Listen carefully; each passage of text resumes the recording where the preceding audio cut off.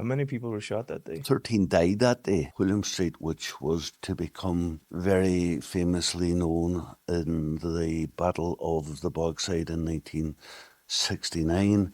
Almost every day there was trouble there.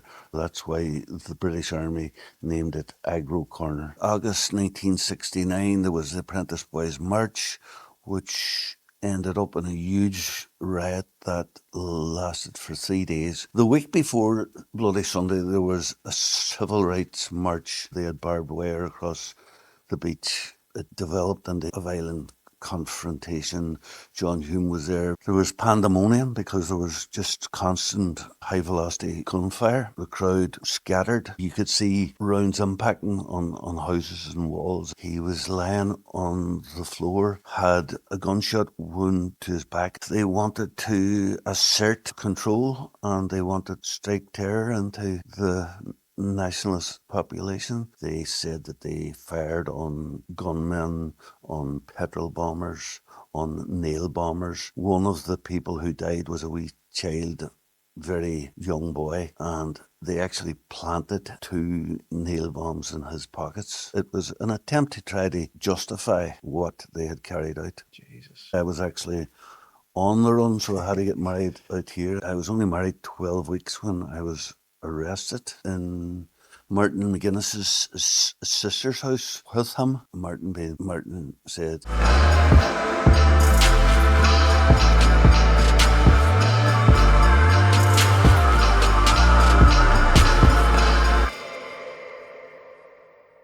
Terry, welcome today. How's things? "Thank you, Pleasure to have you. thank you very much." I want to hear about what your upbringing was like in Derry and how it all started for you. Well, I was born in William Street in 1952. My grandparents' house. My older brother was born there. My younger sister was born there. Most of my other cousins were born there at some stage, and then they moved on to get their own places in Craigan and other various places throughout the town. But I was born in William Street, which was to become very famously known in the Battle of the Bogside in 1969.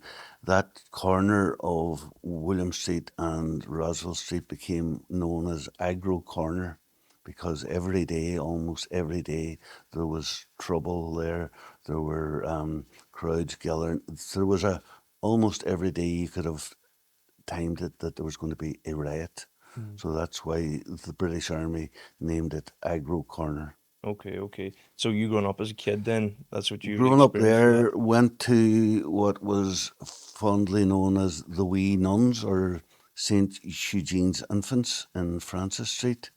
There for a few years and then moved on to the Christian Brothers, which was known as the Brow of the Hill, and that was in the Lecky Road. I was there, I did the 11 plus, passed it to my amazement, got the highest marks in our class, which was even more amazing.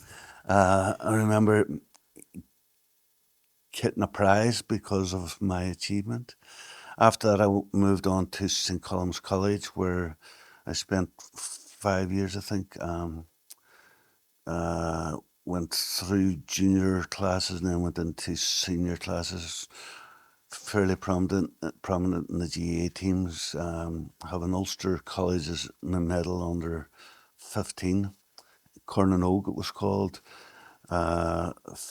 Some very good players on the team. Probably the most well known of them was Martin O'Neill, who went on to play for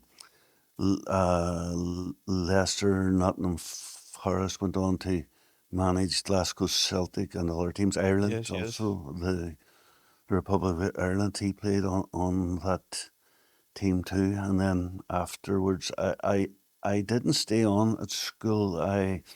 My brother worked in surveying in Coleraine, and he got me in as a trainee surveyor, which was a very interesting job. It involved a lot of travel. I spent a few months on the Isle of Skye, uh, various places in England, various places in Ireland. It was all very interesting. Mm-hmm. So obviously going up to school, growing up at Derry, that was you actually obviously done well. I enjoyed playing the football. I moved from Gaelic probably to soccer, and I was signed at a very young age for Derry City by a man called Jimmy Hill, who played in England, who played for Everton. He came over here, was actually a very good manager, and I enjoyed my short time Hmm. with Derry juniors and then Derry reserves. Yes, yes. And then outside football at home where you were living, what was that like day to day or through the Um, years? right. My grandparents, my grandmother was a Protestant lady from Moville, and her maiden name was Atchison, and she had a brother, Samuel Atchison, who lived with his brother Matthew in Beechwood Avenue. They were fairly elderly. Matthew died, and Samuel became unwell and had a number of operations. And my mother, who would have been his niece, used to go up one day every week to clean his house. And when he became ill and after he got out of hospital, it was decided that we would move up there and look after him. So in 1957, I think, when I was 5, we moved to Beechwood Avenue. Growing up as a kid, did you experience the the two sides or did you see the two sides of what I'm talking about is like in Derry itself with the British and the aggro British Army being in all the time and you just trying to get on with your lives? Well, in my early days at school, and when we moved to Beechwood Avenue was quite a mixed area. There was never really any sense of sectarianism or anything. On a Sunday when we would go to Mass, we would go in my father's car. My mother's uncle, who was a Protestant, would join us, but he would go into, there was a wee Church of Ireland church opposite St. Eugene's Cathedral. He would go in there. We would go into St. Eugene's when Mass was over, and when his church service was over, we would join up again and go home. We never really thought very much of it. Mm. His parents, which would be my great grandparents, are both buried in the Church of Ireland graveyard in Glenealy. Mm-hmm. Atchison was their name. Yes, yes. And then how did you become involved then with say like being trying to defend or is that the Well, right word of the people we that well, you where you were from? there was a lot of issues in the north of Ireland at the time. There was a lot of issues in Derry. Derry was run by what was called the Derry Corporation. It was the councillors were mainly made up of unionist councillors. There was a system in place that was called gerrymandering. Uh, there was a system in place that if there was an election, people who were prominent in business got more than one vote. So hence, that's from where the civil rights organisation began to emerge because of gerrymandering and all of that.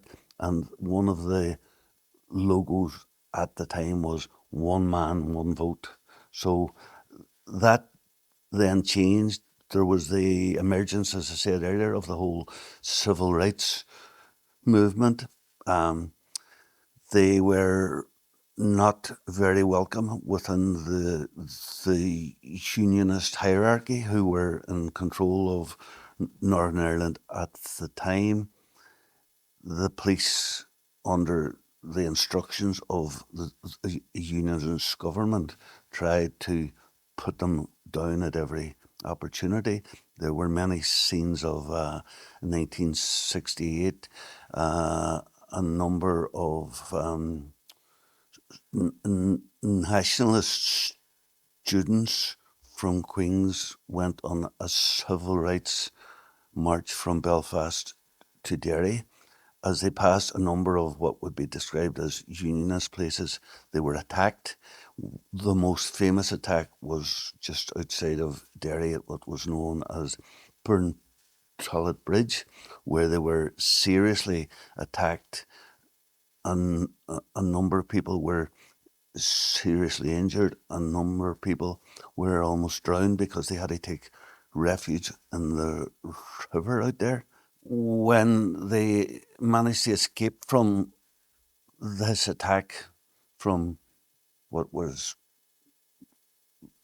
just emerging to be the name loyalists was beginning to be used, they were attacked by these loyalists and police who came prepared. They had hard hats on them. They were armed with sticks and all sorts of implements. As I told you earlier, they chased the marchers. Some of them had to take refuge in the river. But I remember when they managed to get out of all that and proceeded. Remember them coming across Foyle Street in a big march into the Guildhall Square, and there was huge crowds there to meet them. Some of them were badly bruised and bandaged and bloodied and all of that. So it was quite an emotional time, you know. Yes, yes, yes. And is that kind of what inspired you then to say, right, you're going to get involved with civil rights Civil action? rights. I was involved with that. Now, not actively within the civil rights group, but I would have attended their marches, and then you had the August 1969. There was the Apprentice Boys March, which ended up in a huge riot that lasted for 3 days, and Where was that? which was commonly known as the Battle of the Oh, Bogside. yeah, yes. And in the Battle of the Bogside, it all happened mainly at the corner where I was born. The RUC actually burnt my granny's house during that period. I mean, burnt it so as it became unoccupiable. Mm. Everybody had to move out. My granny moved up and remained for the rest of her life in our house in Beechwood Avenue.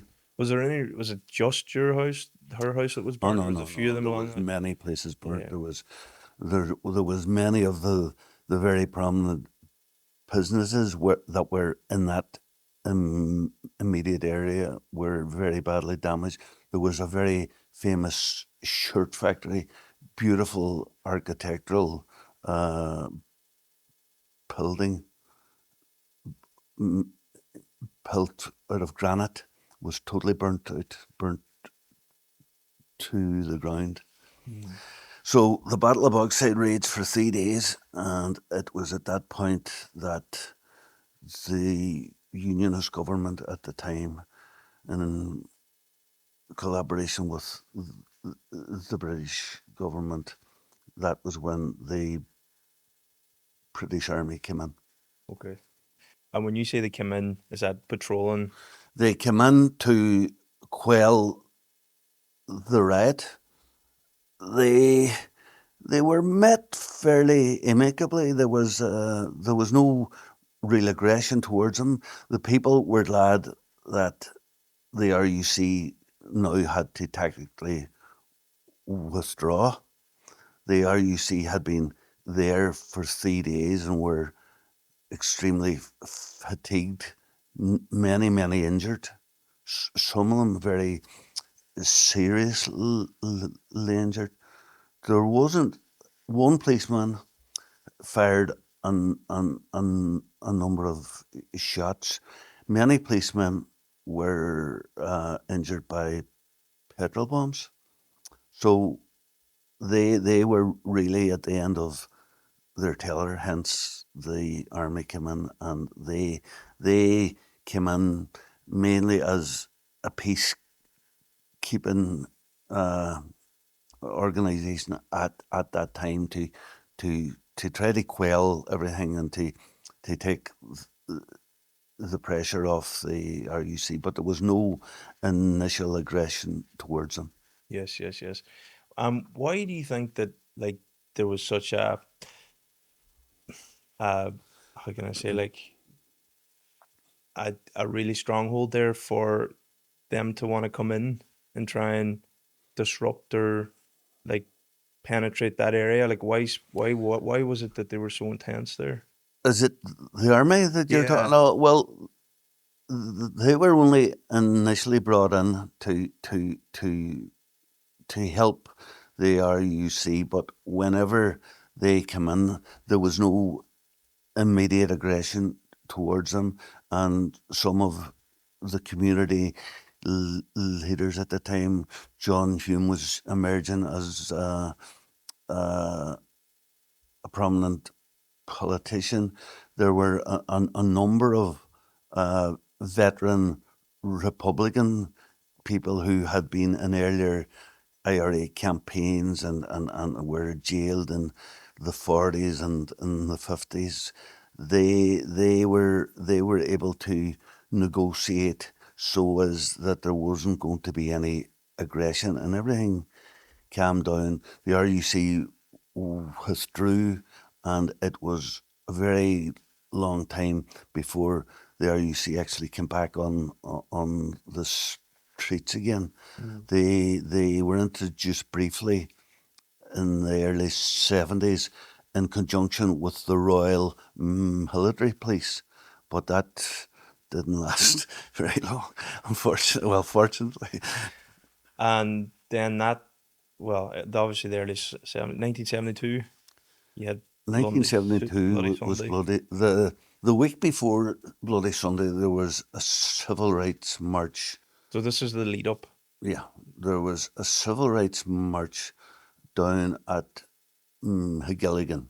Uh, there was an army base down there. There was a prison down there, and the marchers. I'm not sure. I can't recollect completely whether they were making their way to the army base or to the prison, but they were stopped as they paraded across Higilligan Strand, which is a beach, and they were stopped by the paratroop regiment, who wouldn't allow them to proceed any further. They had barbed wire across the beach, etc., and then it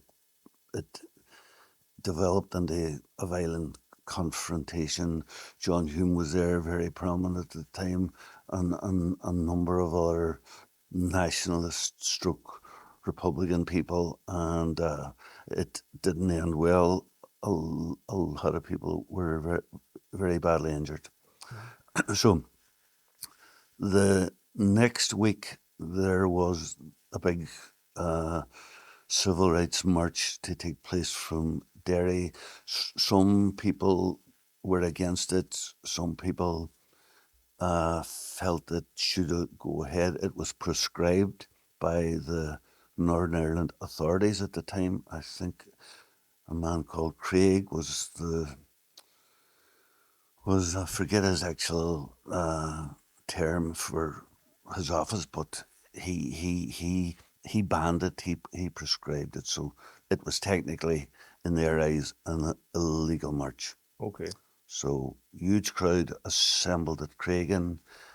Uh, Everybody that I know was on that march, including my wife to be, who actually was a very prominent witness in the whole Bloody Sunday inquiry afterwards. Um, the march assembled at Craigan. Everybody was good form, good mood, great hype about the thing. And we proceeded up on Enniscairn Road, down Southway, down through the Lowmere Road, I think. No, down the Brandwell, over the Lecky Road, up Weston Street, across the Lowmere Road, down Cragen Street, down William Street, and when we got to the junction of Roswell Street, the march was supposed to proceed on to the Guildhall Square, but the army paratroopers had blocked it at the junction of Chamberlain Street. The people at the front of the march, who were the main organisers, they decided to avoid confrontation. They would take the march across Roswell Street to what was to become Free Derry Corner. So, but a number of mainly young people broke away from the main march and went down to confront the paratroopers at the junction of Chamberlain Street and William Street. The paratroopers engaged water cannon. There was a brief, well, it went on for maybe 10 or 15 minutes. There was a lot of stone thrown. The paras were firing rubber bullets. And as I said, they had the cannons there, the water cannon. People were being hosed. And then the paratroopers broke through. The crowd scattered. Some went over Chamberlain Street towards the high flats. Others went up William Street to go across Roswell Street. The paras came through both in Saracens, that was a type of armoured car, and a large number of paratroopers on foot. They proceeded to take up positions both in Chamberlain Street and near the high flats and in Glenfadda Park in Bogside. And it was at that point, well, there was an earlier incident that it was a bit controversial. There was somebody actually shot earlier on from the army had taken up sniper positions in high buildings in Great James Street, and there was, but the main body of the shooting happened whenever the paras broke through the barricade. People scattered. There was pandemonium because there was just constant high velocity gunfire. So this wasn't just rubber bullets at the time. No, Then it no, was, no. then they were. This was high velocity 7.62 SLR ammunition. A number of people were hit. A number of people were shot in Glenfadda Park, which was a square behind houses, which I actually went through in my efforts to get out of the firing line. When they were shooting, were they shooting for any specific point of the body? Were they trying for the head, the body? Were they trying to kill him? Well, you tell me. 14 people were killed and a huge number injured. While I was going through that square, I could see concrete,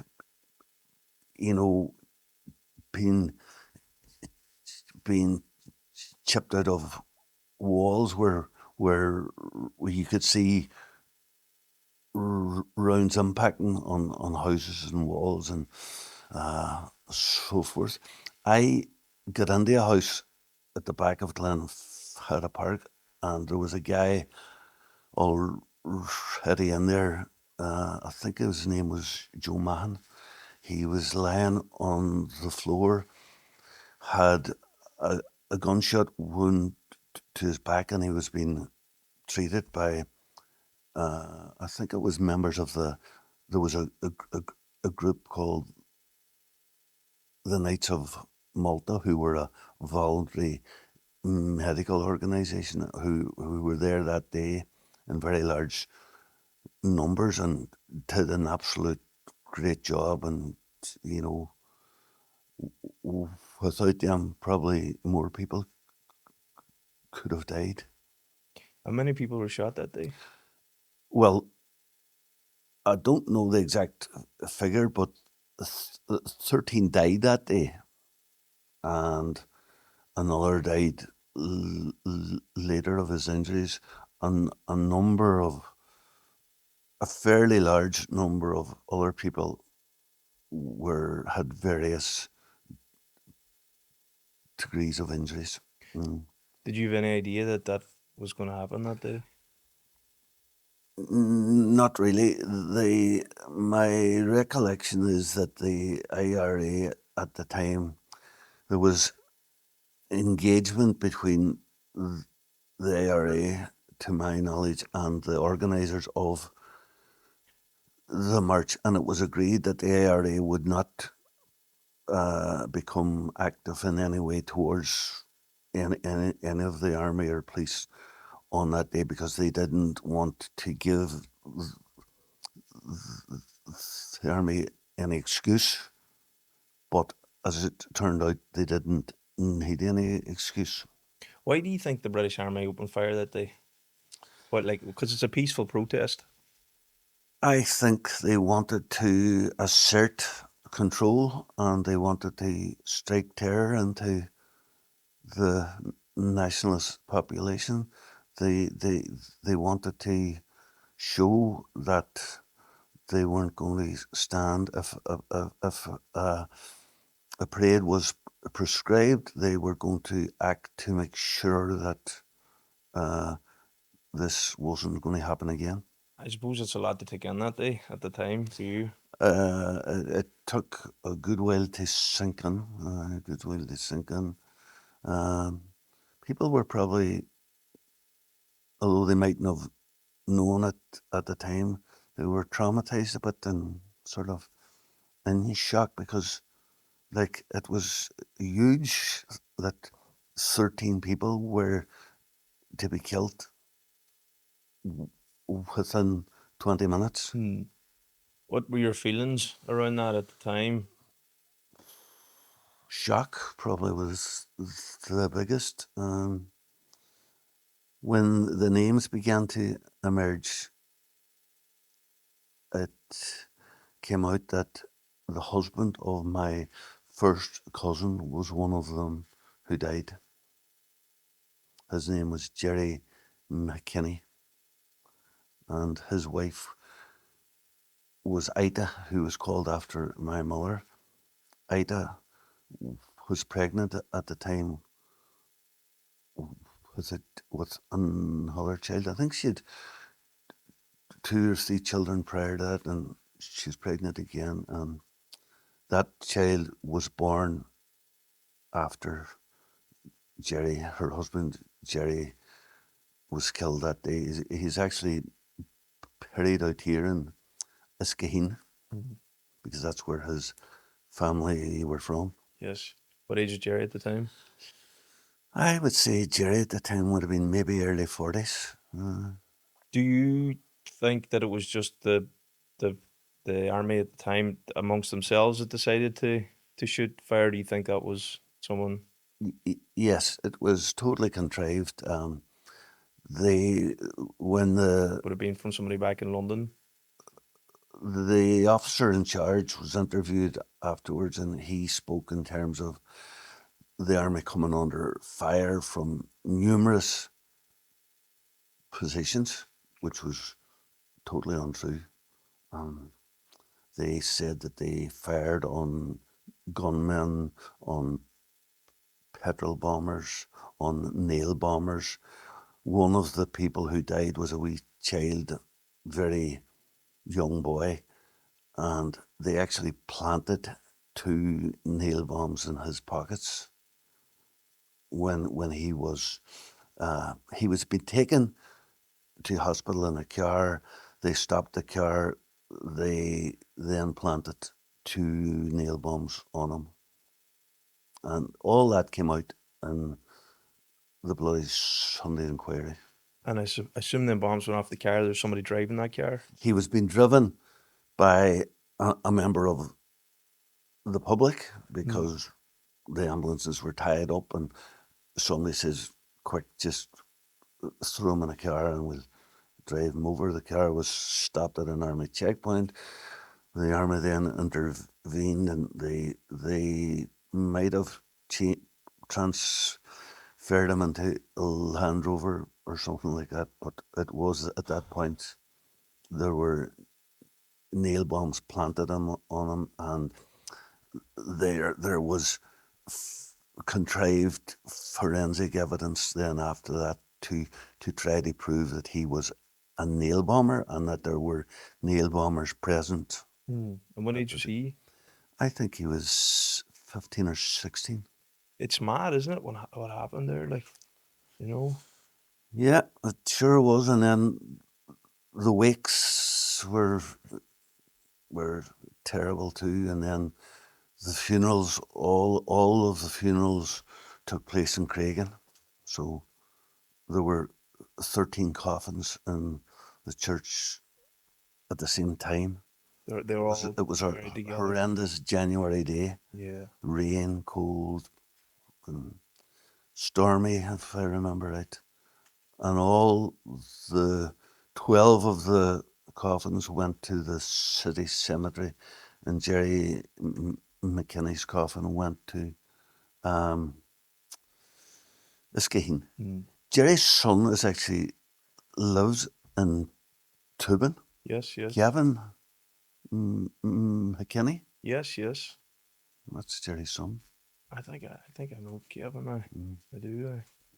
It's like obviously I was born after that time, so like I didn't experience that, but I think there's an aftershock of that impacts an area, and me growing up seeing it, I was always curious about it. But it also like the communities are somewhat divided too.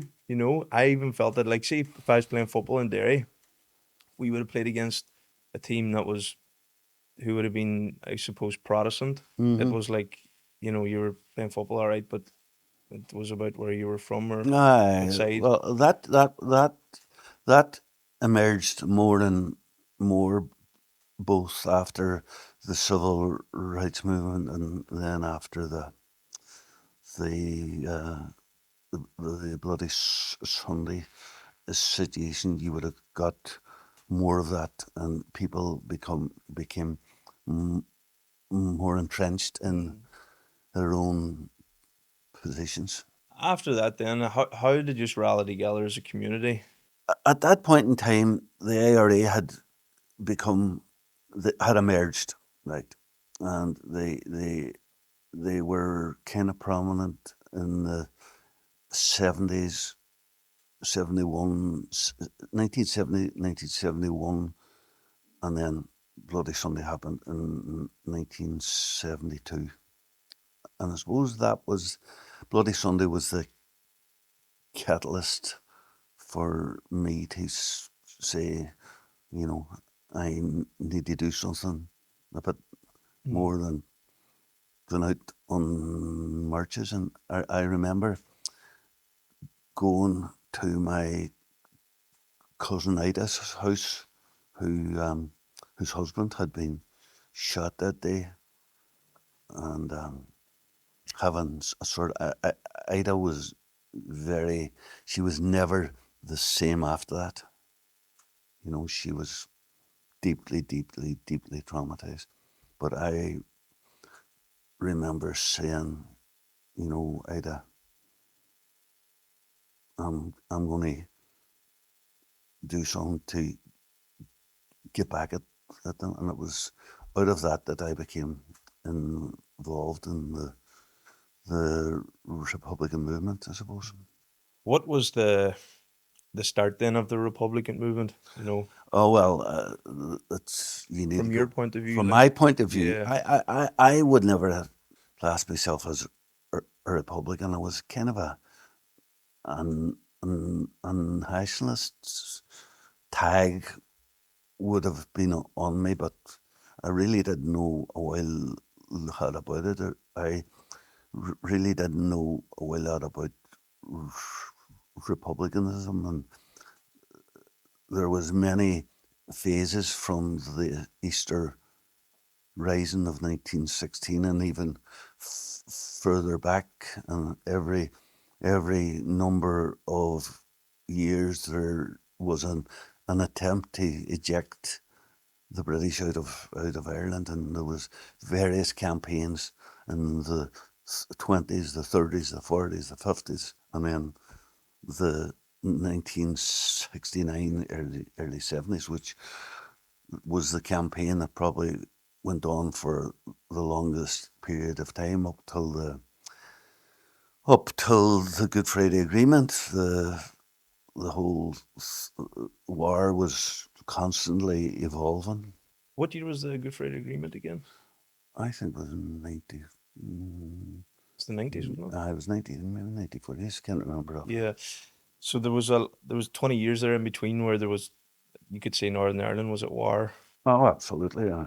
It was I would say nearly a crazy time, like for Hmm. the people. How were you applying yourself during that time to try and, you know, Well, fight for obviously, the people? it's fairly common in Hollies that I would have joined the ARA and became active as I could be, I suppose. And that went on for 1972.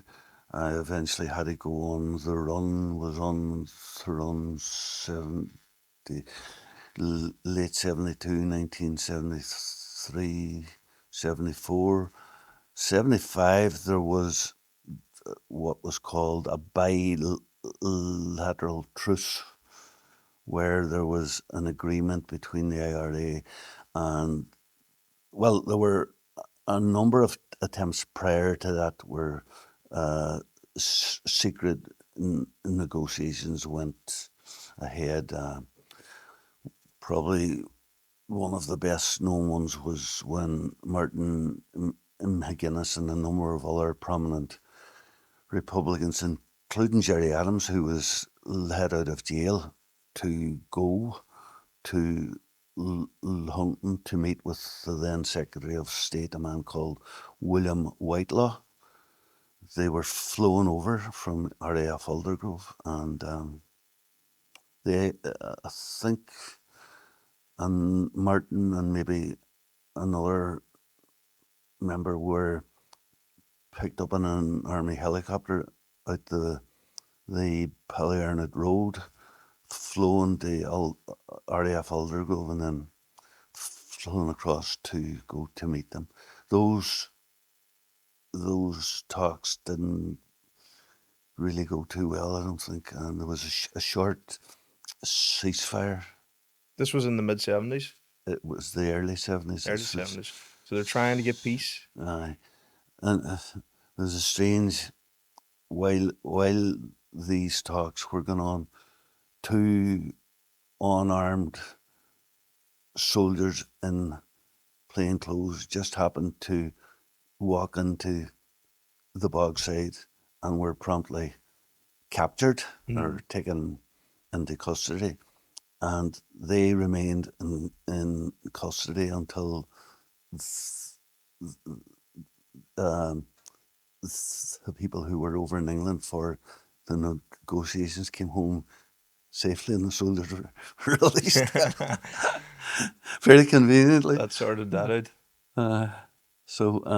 No, that was, as I say, 72, 73 was 72, 73 were very bad years, in terms of people being killed and soldiers being killed, the policemen being killed, IRA volunteers being killed, innocent people being killed, Catholics being killed more and more at the hands of loyalist groups. And that escalated into 1973, 74. It got pretty bad in 75. I got married in November 75. So that was after being on the run. Oh, when I got married, I was actually on the run, so I had to get married out here. I got married in Perth Chapel, Yes. and our reception was in the old Red Castle Hotel.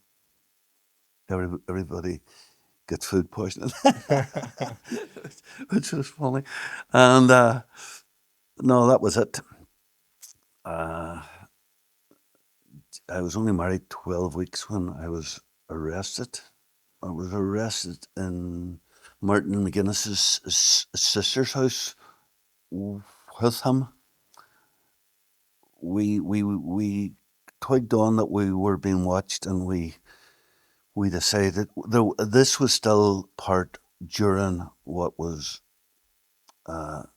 supposed to be a bilateral truce. So there was some form of agreement. Yeah, and we were told that we were going to be exempt from, but as it went on and on, and the whole situation began to get sort of, we knew it was going to downhill, but technically the British set up what they called incident centres, where if there were breaches on either side, you would make a complaint to the incident centre, and there was somebody, and the people who were manning these incident centres were purely very low grade civil servants who hadn't really any clout, you know. So there was a number of breaches of the ceasefire. Probably one of the most prominent one was Shane Paul O'Doherty was arrested in his home in Derry. Shane was wanted for activities in England, and not long after his arrest was actually taken across to England, to trial in England, was jailed in England, spent a long time in solitary confinement in England. But Shane was arrested, I think it was a Friday morning, and it was logged as a breach of the ceasefire. So representations were made through these incident centres, but came to nothing. So the area at the time decided that they would take some sort of retaliatory action. So on the Saturday, they shot a policeman who was on patrol on the Terry walls, and that was probably the beginning of everything going downhill. You know, after that, and there became more and more incidents, breaches, and then the day we were arrested, we were aware that we were being kind of watched, and we decided to go into Martin's sister's house to allow everything to sort of calm down a wee bit. But lo and behold, there was a knock on the door. Martin's sister Geraldine, I think, went and opened the door, and there was an officer who we knew from being about, and we had engaged with him many times, and he basically said that they were there to arrest me. So Martin became sort of argumentative with them to say, "Do you not realise there's a truce on here?" Blah blah blah. Anyway, they were adamant that I was being arrested, and so Martin said, "Well, if you take him, you better take me too." So we did take him. We were taken to Strand Road Barracks, the new Strand Road. Well, we were brought to the old barracks first, where we were processed. There was a number of stages of processing. You went to the RUC processed you when you came in, and then you went, for some reason, you went up the stairs to the Royal Military Police, and then we were transferred down to the new barracks in the Strand Road, which was only opened at the time. My recollection is we were one of the first people to be held under. They brought in this new thing where you could be held for 7 days without being charged. So we were one of the first two who actually went through that 7-day process. We weren't the first, but we were one of the first groups that ever had to go through that 7-day interrogation period. So that was quite a bit of. It was my first time ever being arrested, so it was quite new to me. And anyway, 7 days was quite a long time. I assume in isolation too. Oh, we were kept from each other. I never even heard him, or he never even heard me. Or interviewed about maybe 4 times a day, including in the early hours. At that time, you were obviously told how to react when you were in that sort of a situation. Yes. So basically, now when you see people being interviewed in other dramas or police, they say no comment, no comment. Well, we preempted all that. We just says we've nothing to say. Nothing to say. So anyway, that went on quite arduous for 7 days, but anyway. So released then? No. We were taken to Crumlin Road Jail. I was charged with conspiracy to cause explosions in the United Kingdom. Martin was charged with IRA membership, which was, they hadn't really any evidence of that. The only way at that time they could prove you were a member of the IRA, to the specific charge would have been if you said under an interrogation, yes, I am a member of the, but obviously Martin didn't do that. I wasn't charged with being a member of the IRA either. My charge was based on evidential fingerprints that they found on a piece of paper. The handwriting that was on the piece of paper, they went to great lengths to contribute that handwriting to me.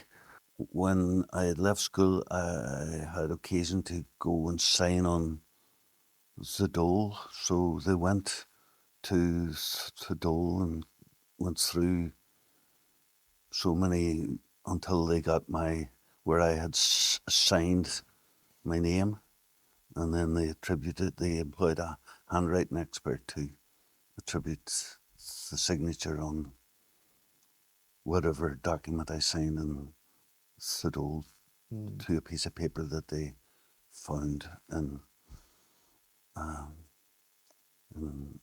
certain place. Yes. And then you got sentenced to how many years? I think there were 2 charges. I think one was conspiracy to cause explosions in the United Kingdom, and the other one was conspiracy to cause explosions in the United Kingdom with intent to cause whatever. So on one charge I got 12 years, and on the other charge I got 10 years. So that's 22 years then? it technically is, but if they were to run concurrently, so if they had said to run consecutively. That would have been 22 years. So it was the larger term was the term that I was. But then they brought in certain what's the word for it? You weren't required to do the whole sort of. They brought in what was called 50% remission, and but all in all, I think I did about 7 years. How was that then going? Obviously, did you think that that was going to happen at all? Did you see that coming? I knew it was always a possibility. Mm. I was always fairly good at avoiding it, but it came when I was least expecting it. Yep. They played us along until we kind of trapped our guard a bit, and then Obviously, you were trying to, you were on the side of trying to help the people and fighting for your people. How did that influence being able to do that then when you're in prison? the prison system there's a long history of prisons in Irish republicanism down many, many, many, many, many years. So there was an established system within prisons that when you went in there as a Republican prisoner, there was a Republican regime already in existence in there that has been a sort of a generational thing. Every time people go in, they form their own group. They have an organizational sort of, it's there's an organizational structure in place. There's a chain of command. Republican prisoners generally were in charge of themselves in prisons. There was a structure, a command structure in place. You had someone in charge who was called the OC, and then you had other ranks, and then they were they were the people who dealt directly with the prison authorities, and but Maggie Thatcher, that was called political status, and that was achieved in, I think it was 1970. There was a hunger strike in Crumlin Road Jail by a man called Billy McKee from Belfast, and his hunger strike was to gain political status for Republican prisoners, which he achieved. So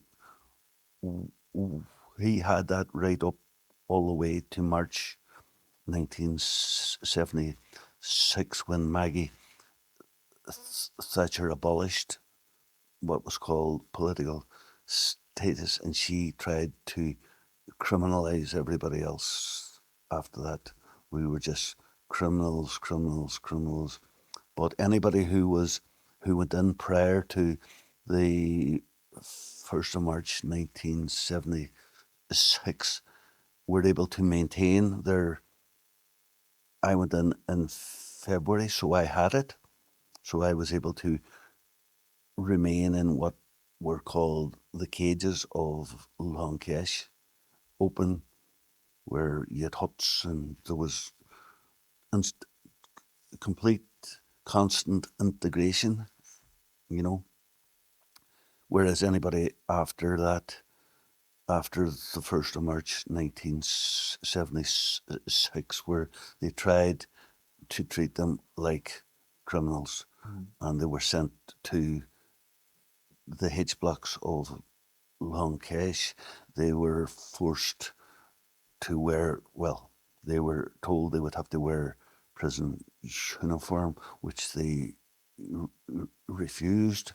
They went on what was called the dirty protest, where they didn't wear prison clothes, so they were naked other than a blanket.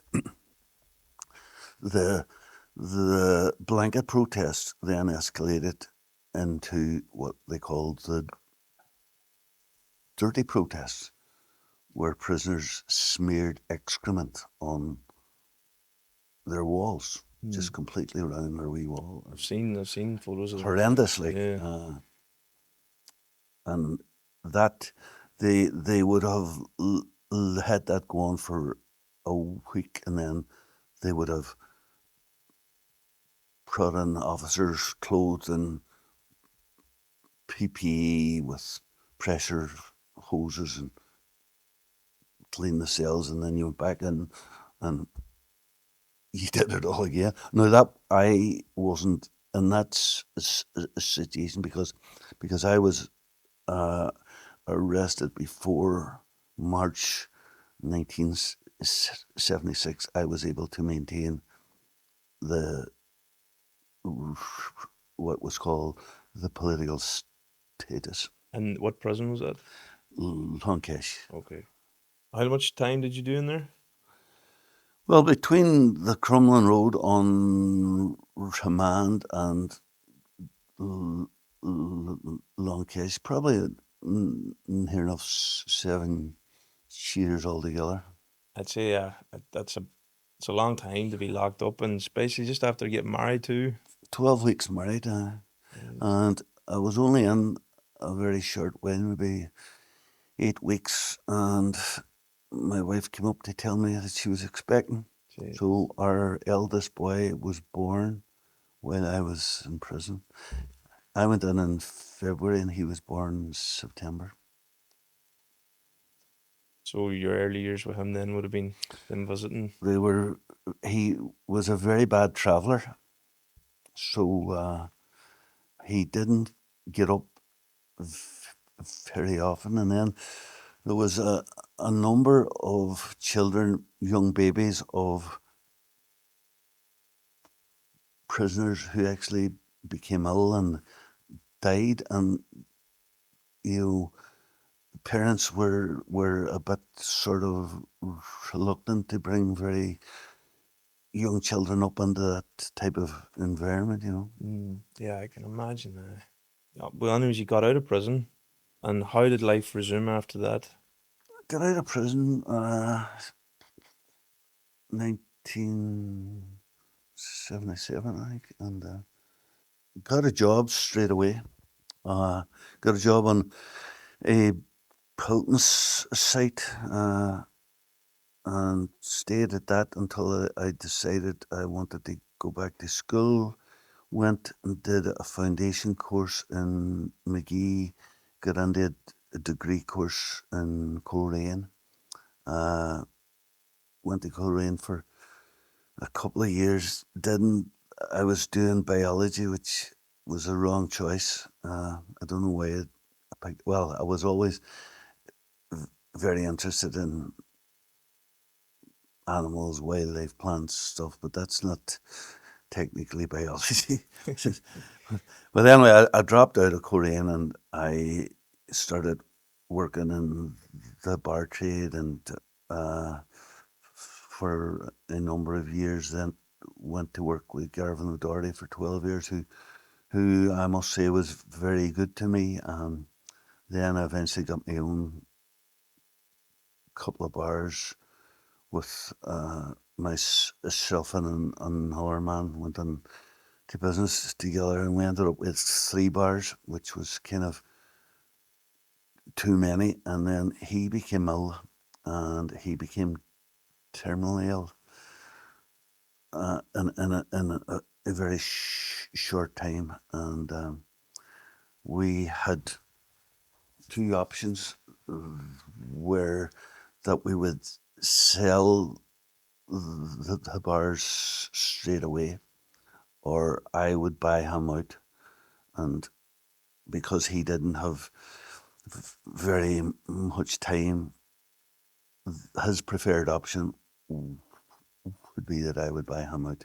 So anyway, that happened, but it put a serious financial strain on me from being the part owner to have to get a huge bank loan to buy three bars at the same time, which is a bit mad. But it was stressful times, and at the end of the day, it didn't really work out, and I eventually ended up giving them all up. I sold a couple of them, and the other one, which was probably the nail in the coffin, uh, I just basically walked away from that one.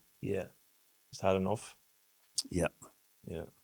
But while I was there were good times. Probably the best times I had in the bar trade was when I worked for Garvin O'Doherty. Yeah. That would have been around Derry. Mm-hmm. You also, you speak Irish too.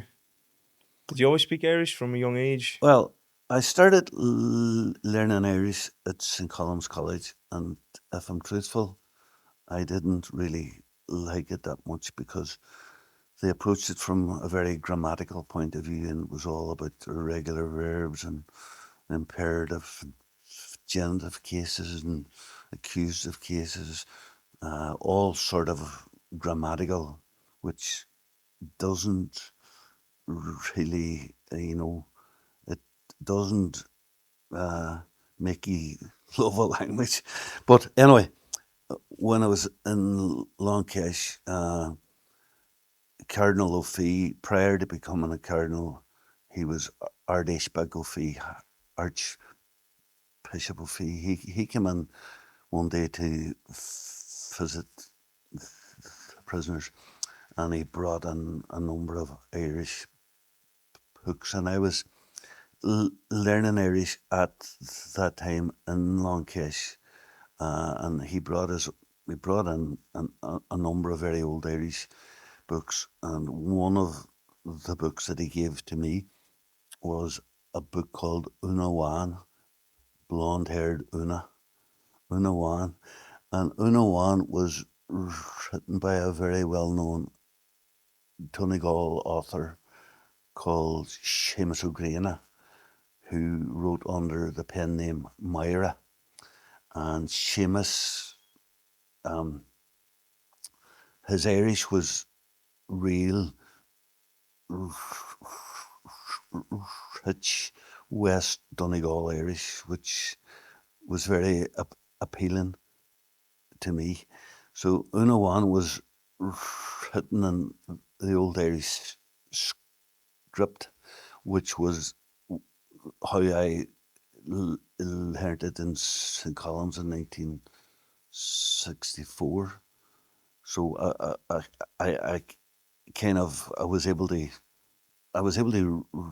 read it, maybe not that well, but anyway, I began to work my way through Una Wan, and it was full of these Gaeltacht idiomatic expressions, which didn't sort of you had to decipher them, like you would just the sailor what they he had the life of the white dog, but what it actually meant, he had the life of Riley.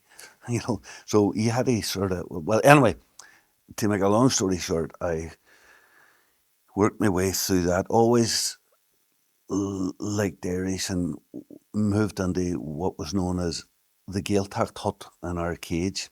And the Gaeltacht hut, when you went into the Gaeltacht hut, you spoke Irish all the time. If you didn't speak Irish, you get turked out of it, and somebody else would come in. So there's a bit of an Irish school going on in there.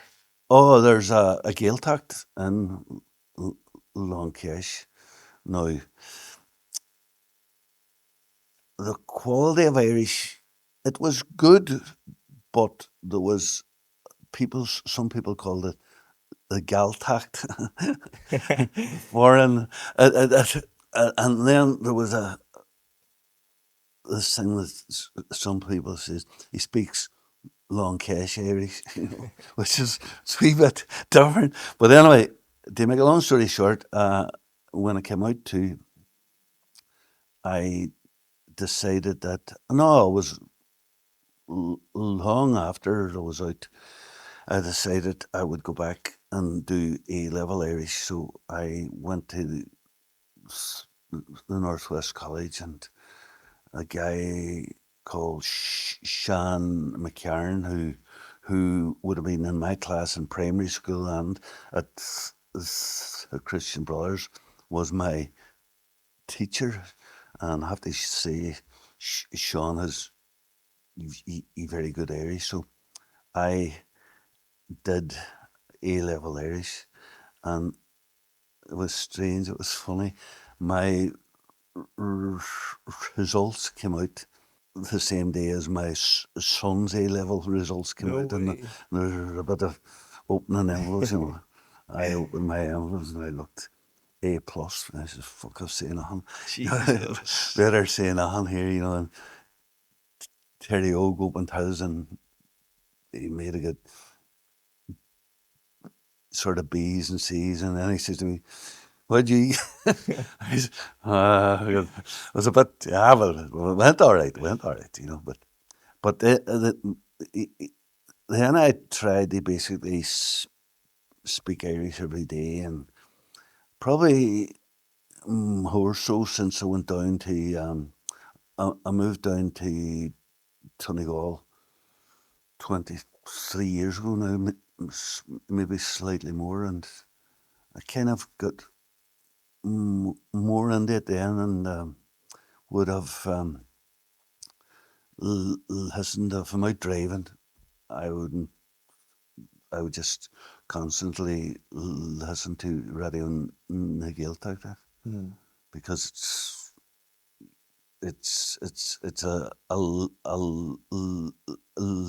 learning means also because you're hearing it and you're no, you don't understand all of it, especially if it's somebody on from Connemara.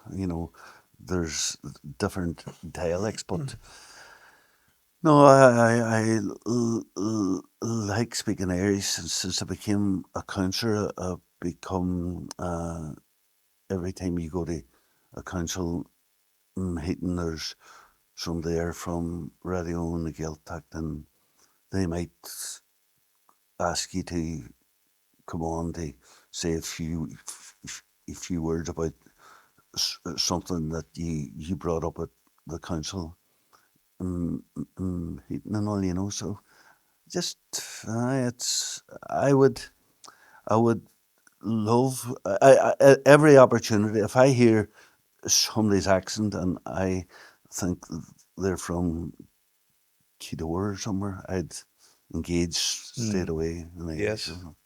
Like, there's a part of me love to learn it, and I have spent a little bit of time, but it's just not a priority. Well, you But kind of it's have tough. to. It's not You have easy. to be practicing Uh, it, as they say in Irish, clack do, practice, practice, practice.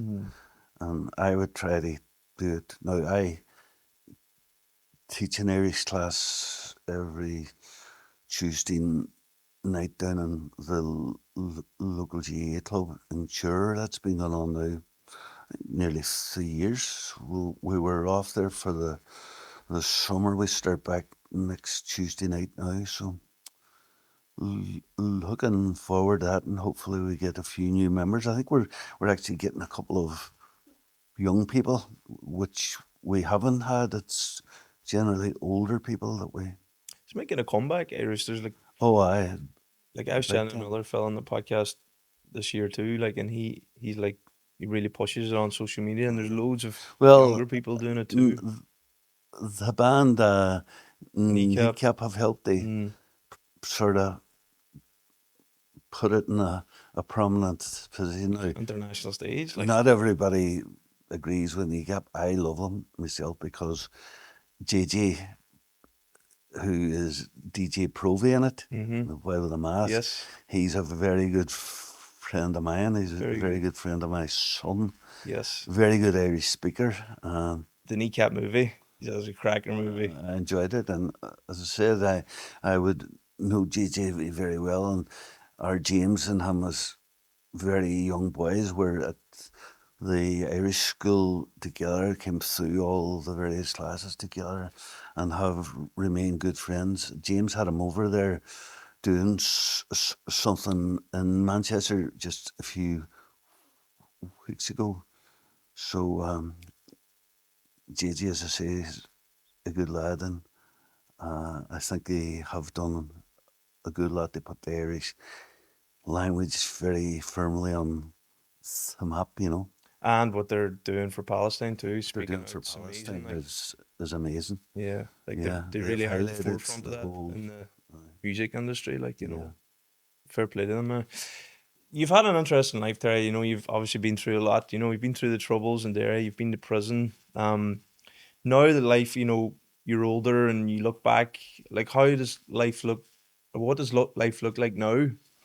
Compared to when you were younger. well, I suppose in my next birthday now I'll be 73, and you kind of few wee issues over this past number of years, health issues and been in hospital a couple of times, and it's always in the back of your head that you're probably in the twilight of your life in general, and we have our wee grandchildren who are the main my main can't get the right word for it, but every day if I didn't see them, I would be kind of, Jesus, I missed the wins today, Hmm. blah, blah, blah. And they're learning Irish, they're playing GAA. Our club over there is absolutely amazing, like for underage, for overage, for gears, for This is yeah, it's they've incredible over there. made great strides. They have created and since I thank God, since I became a counsellor in 2019, I've been able to probably help them more with regards to grants and all that there stuff. But they have used everything extremely well. They have got tremendous assets over there. They have two very good grass pitches. They have uh, Paul Wall. They're in the process of now opening a top class gymnasium. So, and again, all over the whole COVID pandemic, they played a real pivotal role within the community, looking after elderly people and all that there. And then when the Ukrainians came, they helped them because they were just up opposite the GA pitch, quite a number of them, and the GA people helped them in many, many, many ways. So I'm glad now to see my own grandchildren. The youngest is only 5, the other wee girl's 8. We have 3 other wee grandchildren, but uh, James is he boys in England. He's a wee bit of an English accent. They soon put that out of him. But no, it's great. We live in a great community, and I I I mentioned earlier about tolerance and respect. I learned a lot of that through my time in prison, where you have a large number of people in very close contact with each other over a fairly long period of time. Now, I'm not saying we've had our moments, and there've been occasions when, you know, there was rows and bad rows and stuff. But you learn from your mistakes, and you shook hands, and it helped me when I got out. It helps me now, even in my everyday, uh, in communicating with other people. You meet all sorts of people, some who you say are totally crazy and all, but you have that tolerance where, you know, you just don't jump in and say, oh, they're a head case, or, you know, you sort of try to rationalize things and, and work with them, you know. Yes, yes. Sounds like to me that you're a family man now and you love to do work for the community. Well, I mean, uh, becoming a counsellor was never on my agenda. Never, never, ever. Uh, Number one, I was never ever asked, so that opportunity never really presented itself. The way it happened was someone else was asked, a much younger person than me, and who's a very good friend of mine and a very active and uh, a very active person within the community and within the Sinn Féin party. Uh, he came to me in a wee bit of a quandary, and I says, "What's wrong with you?" He come on, and what's wrong? He says, "I've been asked to stand in the council for the council elections in 2019." And he says, but he had his own wee issues, and he was very apprehensive. He would have been more than capable, absolutely 100%. But he had some other slight issues that he was afraid that if they came in to play, have had they could have complicated his, his situation if he had to become a counsellor. Yes. So he says to me, "Would you not stand?" I says, "That's not how it works. You look." I says, "I'm whatever age I was. Must have been in my late sixties. It's 6 years ago anyway." Uh, he says, "Would you not stand?" I says, "No, that's not how it works. Look." And I said, "My wife will go mad if I say that I'm standing in an election." So I says, "Look, what you need to do is you need to go back to our people, and you need to explain your situation to them. And if you want, say that you spoke to me and that I says, look, if they want, I'll do it." So he went back, and the next thing, Patrick McLaughlin rang our house, and Kathleen answered the phone.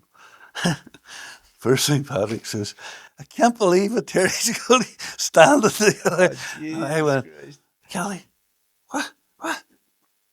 So that's how That it was how happened. she found it. And Patrick McLaughlin, and he said to me, why did you never indicate before that you..." I says, "Well, nobody ever asked me, and I wasn't going to put my hand up and say, 'Please, sir, I'd like to stand in the elections.'" So that's how it happened. Then probably a bigger shock is I got elected. Well, you're obviously liked by the people. So. And then the second time around, I got elected again, you know. So, but my whole emphasis is on our local community, you know. So it doesn't. Well, it does go beyond beyond that on a national sort of level, and I would aspire always to Irish unity. I might not see it in my day, but hopefully my grandchildren will see it. But until I opt out, my whole emphasis will be on our own wee community and Inishowen. Brilliant, Terry. Come here. Thank you so much for taking the time out to come and chat No to bother. me. No, I no. mean, Jesus, been very interesting, like super interesting. Aye.